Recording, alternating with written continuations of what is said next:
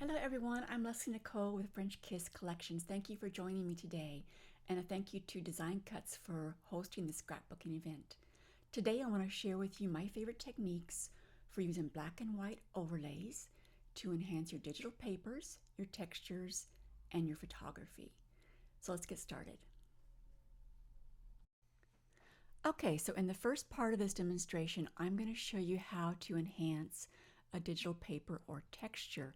And I've opened up a copy of one of the textures from the Love Ya Textures and Papers collection. And the first thing I'm going to do, since we're have this in mind for a scrapbooking project, I'm going to change the size of this because these papers are extra large and they're 4500 by 4500 pixels. So I'm going to open up my image size dialog box by doing Command Option I. That would be Control Alt I on the PC, and I'm going to change that to 3600 and save that. Oh, I thought I'd already saved that. Photoshop. Okay. And this is what we're going to be doing. I'm going to create a more decorative background for this texture. All right, so the first thing I'm going to do, I wanted to change the color of that texture a little bit. So I'm going to apply a hue saturation adjustment, and I'm going to use an adjustment layer to do that. And I go down here to the layers panel at the bottom, where there's kind of a yin-yang circle that's half black, half white, and add hue saturation. And I'm going to just change that hue to put the slider all the way to the right, plus 16, to give me a more coral color. And I'm also going to do a levels adjustment layer. And that one I'm going to bring up the darkness to get more contrast. Let's see. About there is good. And I'm going to save that. All right, so now I'm going to open up some overlays.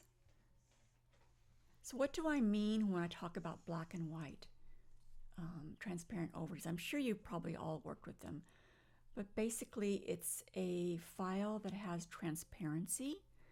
If you can see here in Bridge and Photoshop show transparent areas as having this kind of a black and kind of a gray checked pattern, and that's just telling you that those areas are transparent.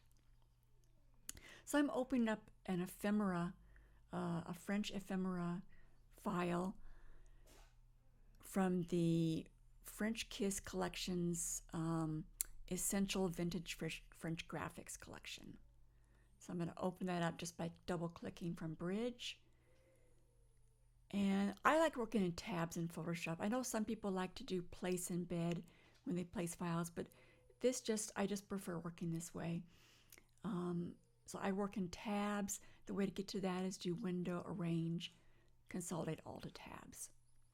And I'm just going to grab my Move tool and drag that over to my demo file. All right, so obviously I'm going to want to change the color on this graphic. So let's talk about changing colors on these graphics.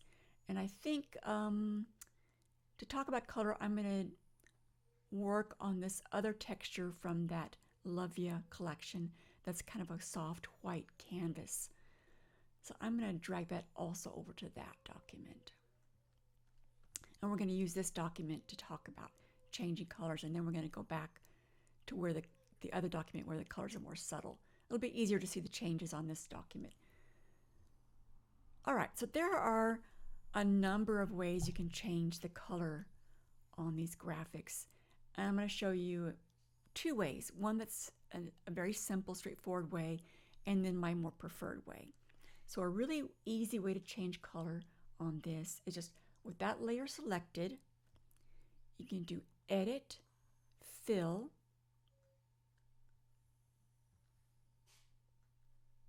and you know what? what? I'm going to pick a color first here. Let's pick a nice blue color. All right, so my foreground is that blue color. Okay, now I'm going to go Edit, Fill. It brings up the Fill dialog box. And with foreground color selected and Preserve Transparency clicked, 100% normal, I'm going to click OK. And that does that. You know, that works. It's simple, it works.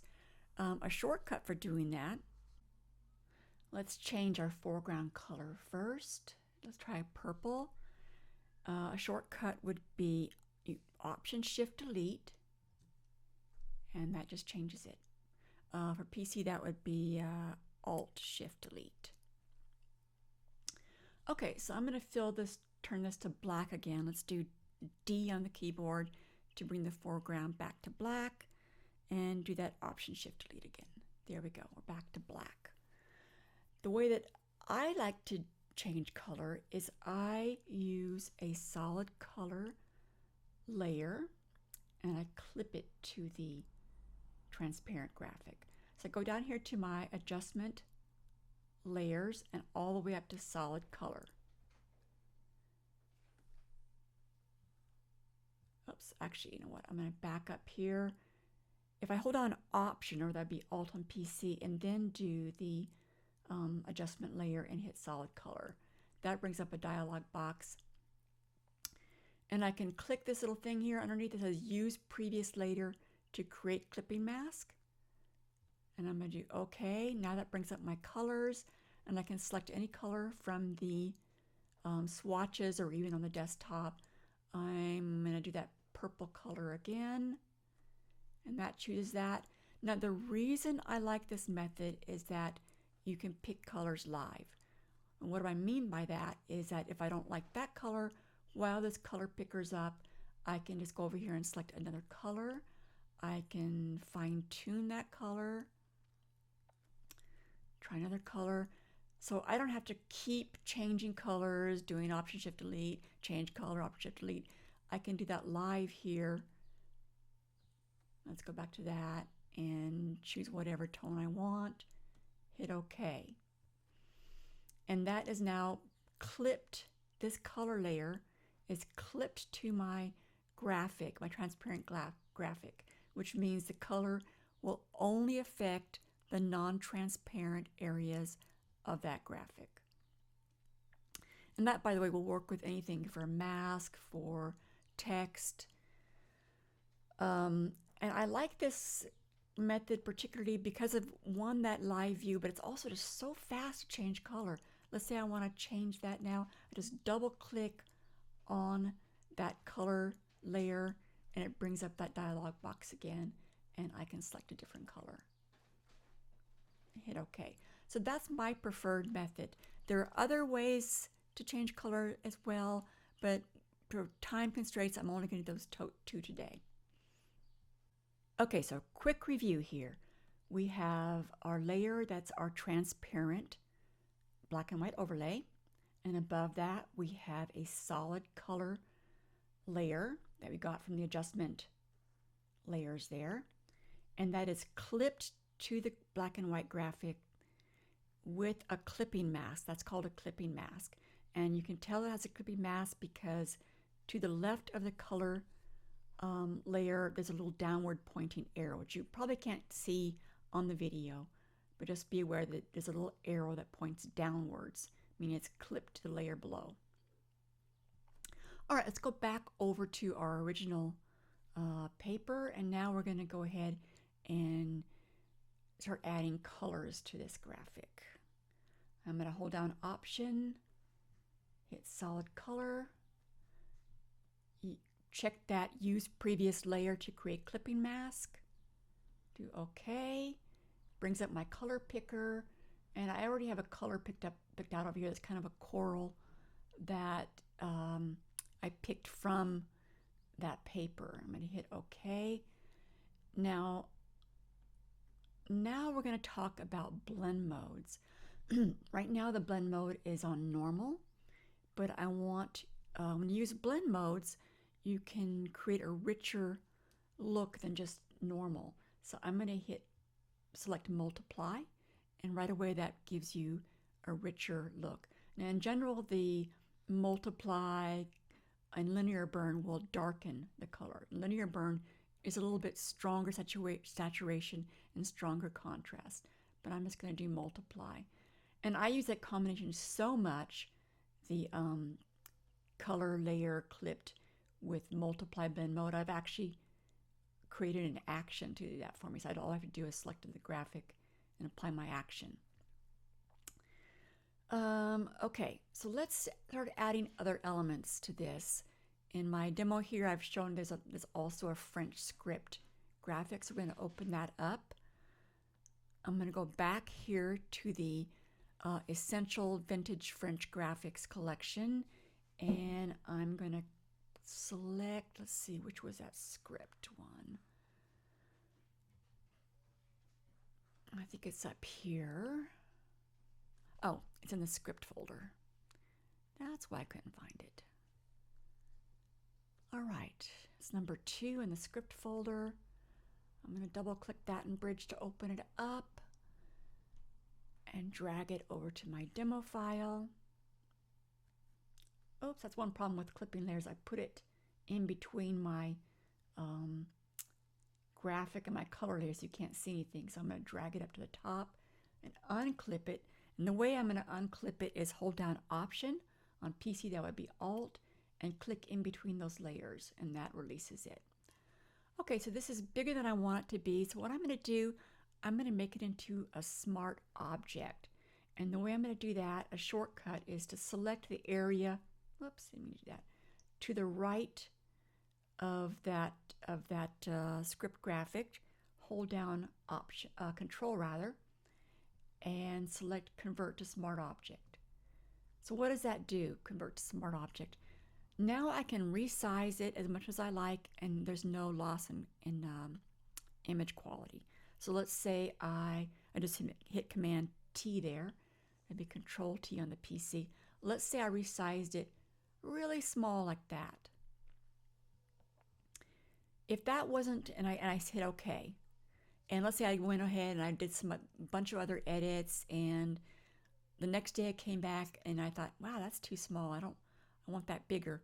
If it wasn't a smart object and I resized it again, you'd have a loss of quality, and it'd start getting fuzzier and fuzzier. But because it's a smart object, I can resize that as much as I want to, and there's no loss in quality.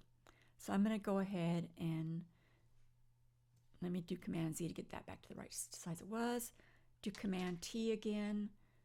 Again, it's Control T on the PC. Whoops, I clicked off that too soon. Drag that over. And that's pretty good. I'm going to select that, hit OK. And again, I'm going to apply a solid color, Option solid color, and click that Use Previous Layer to create clipping mask. Okay. I'm going to go ahead and start with that coral again. I'm going to select the script layer and set that to multiply. And that looks pretty good. I might want a little bit darker, so I'm going to double click that color layer and just darken that color a little bit using my color picker. All right, so that's good. But now I've got script over. I'm going to zoom in here. I've got script on top of the vintage lady here, and I don't really want it there. So now we're going to talk about layer masks to remove that area. So I'm going to select the layer, the script layer, and I'm going to add a layer mask. So you just go down here to the bottom of the layers panel, and there's a white rectangle with a black circle. I'm going to click that. All right, so layer masks is the same idea of using an eraser, but it's non-destructive. So anything I put in black in that layer mask is doing the same thing. Oops, I didn't mean to double click that. It's doing the same thing as if I was using an eraser, except it's non-destructive. So I'm going to select my brush tool, and I'm going to make sure I have a soft round brush. Soft round. And you can see it's pretty big. I may want to make that a little bit smaller, so I'm going to use my left bracket tool and just make that a little bit smaller. You can see my brush over to the right of the screen. And with the black selected, I have 100% opacity. I'm going to paint in that layer mask and just take some of that script off there. See how easy that is?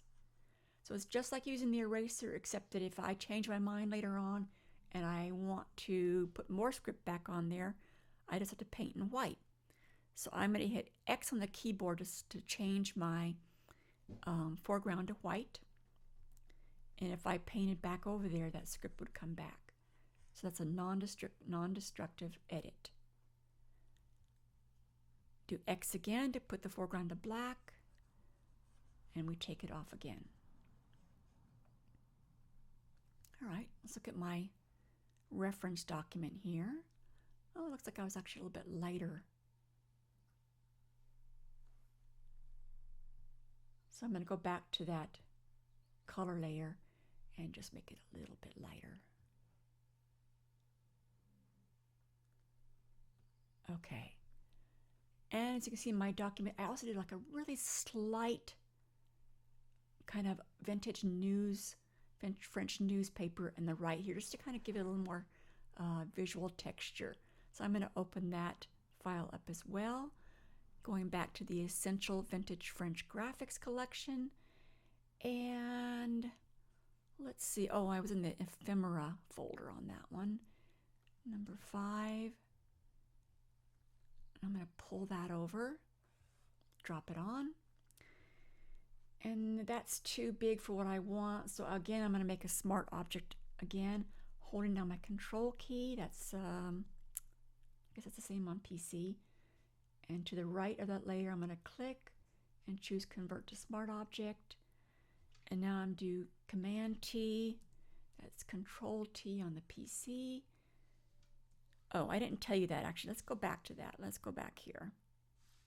I'm going to do Command period to get out of that and come back to Command 0. Command 0 fits the window.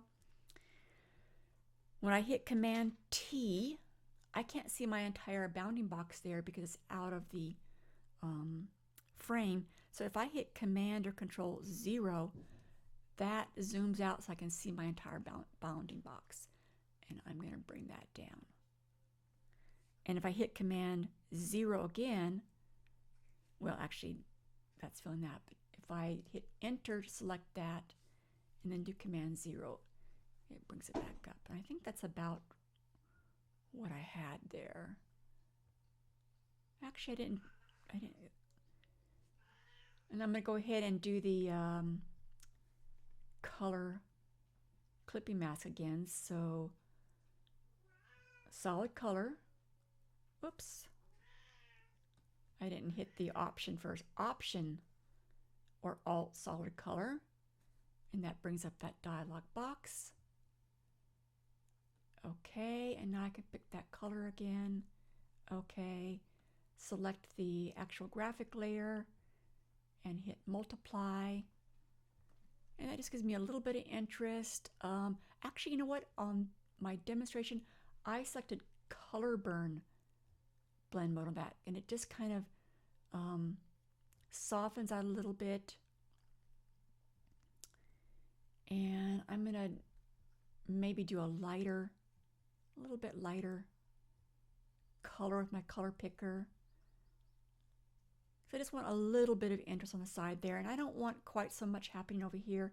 So I'm going to select the graphics layer again, put a layer mask, do the same thing. I'm going to hit B to select my brushes again, put B on the keyboard. That's your shortcut for brushes.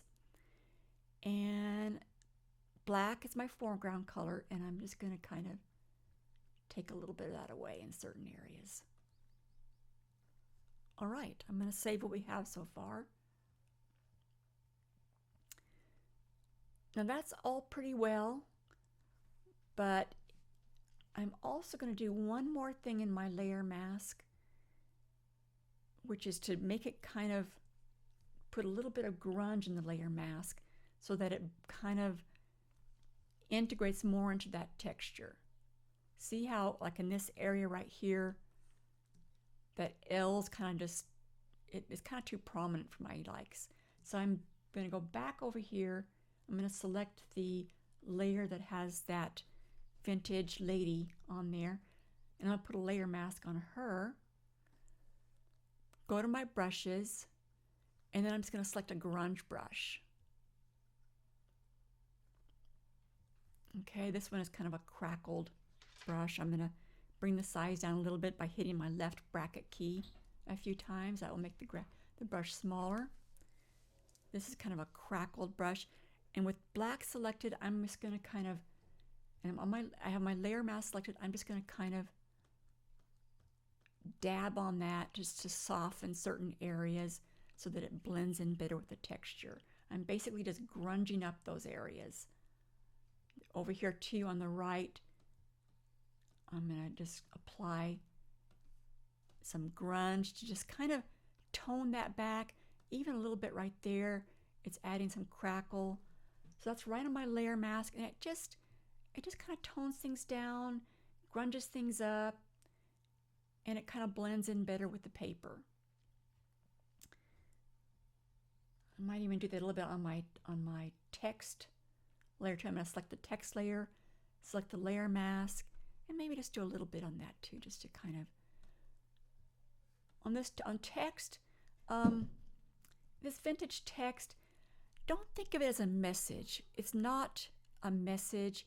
It's like sort of a whisper. It's just a little hint of a different era, of a nostalgic feeling. Okay, let's zoom back out. And I think we're pretty good on that. Let's compare it to our demo. Looks pretty good. Okay, so I don't have a lot of time today to go in depth on blend modes, but I want to leave you with a few more tips. Remember that the blend mode goes on the actual graphic layer. You don't do the blending on the color layer. And also the layer mask goes on the graphic layer, not the color layer. And basically you want to use the blend modes multiply, color burn, linear burn for colors that darken. And for lighter colors, you want to use screen, color dodge. In this case, overlay is not working because the color just doesn't work with it. So what I would have to do is change the color to a lighter color. So I've opened up that color picker again. And then if I change it to a lighter color over here, I'm selecting more of a white, then you start seeing that overlay again. So those blend modes, screen, color dodge, all of these, overlay, these are blend modes that lighten. So the actual color layer usually needs to be a lighter color. And let's see, this is another color variation of our demonstration. And I've done this really quick just to show you what blend modes look like. This is not supposed to be an artistic interpretation. It's just to show you the effects of blend modes on different colors. So let's go back up here to multiply. You see let's do normal. Normal is kind of a purple color. This was my color. And then multiplies deeper. Color burn, you start seeing some color variations over the colors. Linear burn is darker with more saturation. If I go into screen, it gets getting a little bit light for screen. But you can see some interesting things happening with the colors. Let's see if I can zoom in even more on that.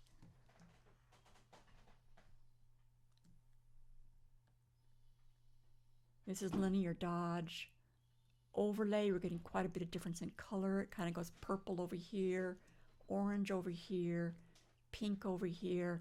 So it can be really interesting to play around with different blend modes, especially when it's a multicolored background. And remember to, let's go up here to the graphic of the vintage lady. If I try to put overlay or screen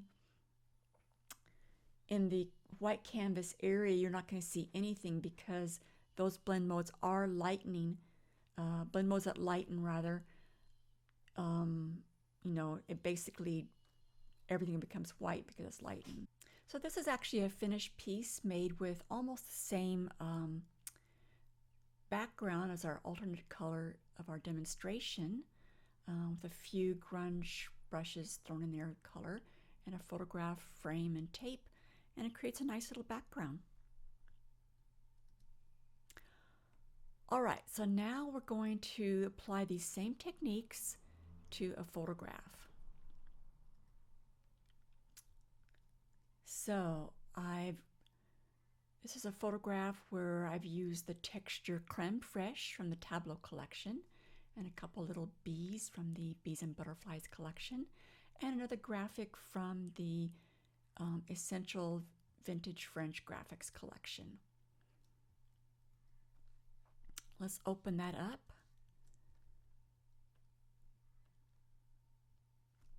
Do Command 0, and I'm going to open up the Vintage French graphic and pull it over onto our image. I just love this, you know, old handwriting is so beautiful. It's a little bit smaller than I want it to be. I'm going to go ahead and make that into a smart object. Remember I said Control, click on the layer, and then you can click Convert to Smart Object. For PC, that'd be right-clicking. So you can right-click on the layer. And I'm going to resize this, Command or Control T. You can usually resize these quite a bit. You know, maybe I wouldn't go 200%, but this is fine. I'm at 126. A lot of times you might want to sharpen it. Filter, sharpen, unsharp mask. Look at it. I'm going to put like a 100%. I think even maybe 150% sharpening on that. And we're going to use our color clipping mask. So I'm going to do Option, Solid Color, and I'm going to check that Use Previous Layer to Create Clipping Mask. Okay. And I've already picked out a color here that's pretty close. Let's try that out. I'm going to select the graphic layer, the script graphic layer, and select Multiply. I think I want it a little bit lighter. That's good. Let's zoom in a little bit so you can see that maybe better. All right, bring it back down. And I'm going to select that script layer again, put a layer mask. B on the keyboard gets my grunge brush back.